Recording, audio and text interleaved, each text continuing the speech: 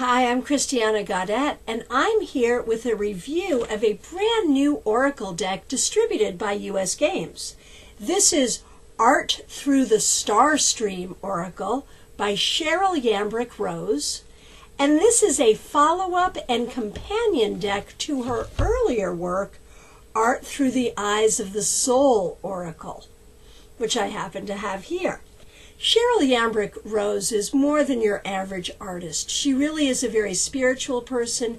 In the book that comes with her first oracle, Art Through the Eyes of the Soul, she talks about the spiritual process that she goes through when she creates these images.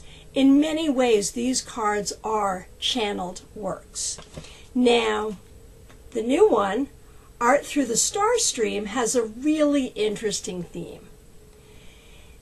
This deck, I think, will appeal very much to those people who think of themselves as starseed, the crystal people, the star people, the people who long for Atlantis or Lemuria, the people who really feel a longing to go to a home in the stars.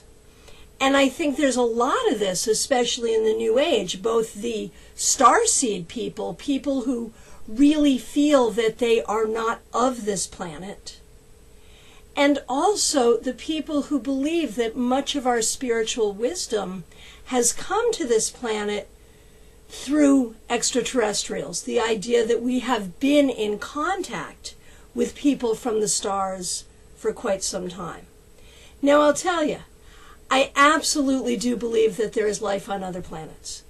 I'm skeptical about the connection between extraterrestrials and spirituality.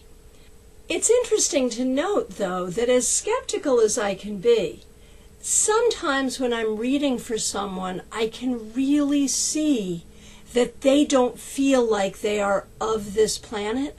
And there are times it comes to me that maybe this person really is starseed.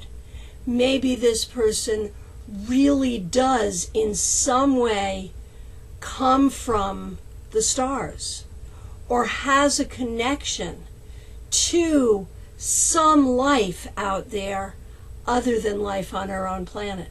So even though I'm skeptical and I don't really have a resonance for this, I do recognize there are a lot of people who do feel this way and who are comforted by the idea that their home is not here, but is elsewhere, or people who really feel a sense of spiritual hope when they feel that we are being guided by wiser beings from other planets.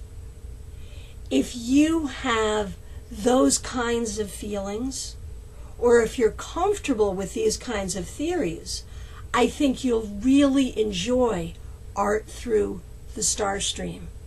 Let's take a look at the cards. As you can see, the Starstream Oracle comes in a nice box with a lift-off lid, and it has some nice gold embellishments on the box. Inside, we see a 113-page book. It's very well written. It pictures each card and very nicely explains why each character or each archetype is included. And I have to say that the more I read in this book, the less skeptical I am. There are some very, very interesting stories in here. If you're at all curious about extraterrestrials, this book is worth a read just for that reason.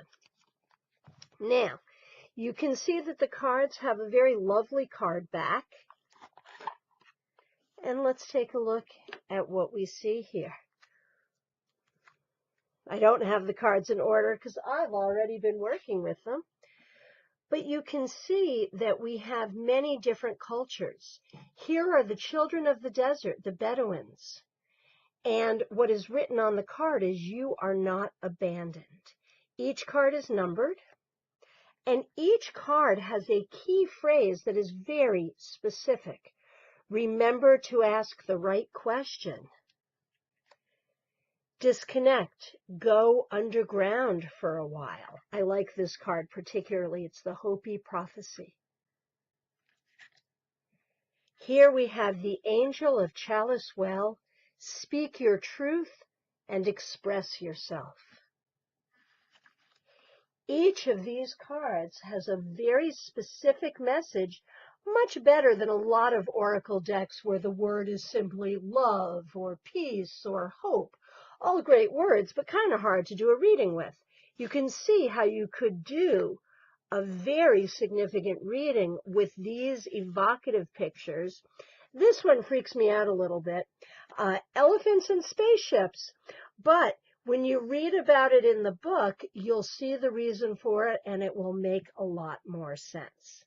Now, also in the booklet, there are some spreads that can be done with this deck, and a number of ways to work with the first deck, Art Through the Eyes of the Soul, in conjunction with this deck. So let's take a look. You can see that the boxes are the same size and very similar one to another.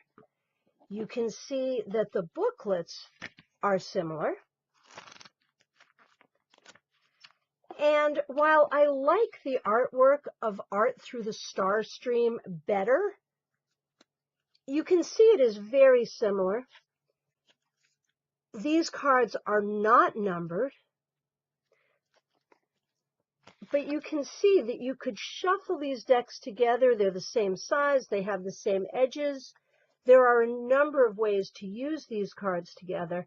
And if you did shuffle them together, you'd be able to easily separate them back because the first deck has no numbers.